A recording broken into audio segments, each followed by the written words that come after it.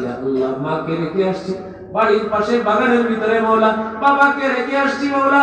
আজকে পৃথিবীর এক প্রান্ত থেকে আরেক প্রান্তে কথা বলা যায়, মোবাইলে দেখে দেখে কথা বলা যায়। ইয়া আল্লাহ বাড়ির পাশে বাবা শুয়ে আছে, মা শুয়ে আছে, ইয়া আল্লাহ বাবা মার সঙ্গে কথা বলতে পারো না, বাবার শিশুরা চিৎকার করে বাবা মায়ের জন্য কান্না করে। ইয়া আল্লাহ আমার বাবা মার কবরের ভিতরে সব পৌঁছায় দেন, কবর আযাবকে মাফ করে দেন। ইয়া আল্লাহ কবরকে জান্নাতের বাগিচা বানায় দেন। ইয়া আল্লাহ আমাদের যারা আমরা আছি এখন দুনিয়া জমিনের উপরে আছি, ইয়া আল্লাহ আমরা কবরের দিকে আস্তে আস্তে হেঁটে হেঁটে যাচ্ছি মাওলা। ইয়া আল্লাহ কবরগুলো হয়তো জাহান্নামের ইয়া আল্লাহ টুকরা হবে, অথবা জান্নাতের বাগিচা হবে, অথবা জাহান্নামের সাপ বিচ্ছুর করতে হবে মাওলা। ইয়া আল্লাহ এই সুখী মানুষগুলো সাপ বিচ্ছুর করতে, সাপ বিচ্ছুর সঙ্গে এক মুহূর্ত থাকার যোগ্যতা রাখে না মাওলা।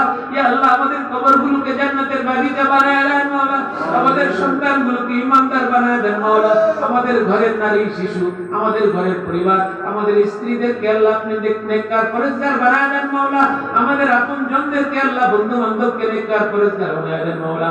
বাংলাদেশের ঘরে ঘরে কোরআনের আলো আল্লাহ আপনি জ্বালায় দেওয়ার ব্যবস্থা করে দেন মাওলা।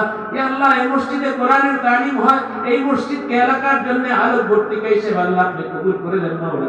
এই মসজিদ যেন মদিনার মসজিদের মতো প্রত্যেকটা ঘরেই যেন কোরআনের আলো ছড়িয়ে দিতে পারে, সেইভাবে এই মসজিদকে আল্লাহ আপনি কবুল করেন মাওলা। এই মসজিদ কেন্দ্রিক মাহফিল কিয়ামত পর্যন্ত এই মাহফিলকে কায়েম ও দায়েম রাখেন মাওলা। এই মাহফিলের সঙ্গে যে যেভাবে যুক্ত আছে ইয়া আল্লাহ সকলের হায়াতের ভিতরে বরকত দান করে দেন মাওলা। সকলকে হাশরের ময়দানে কঠিন দিবসে যখন কোনো ছায়া থাকবে না, ইয়া আল্লাহ আপনার আরশের ছায়া তাদেরকে একটু বসার জন্য জায়গা করে দেন মাওলা।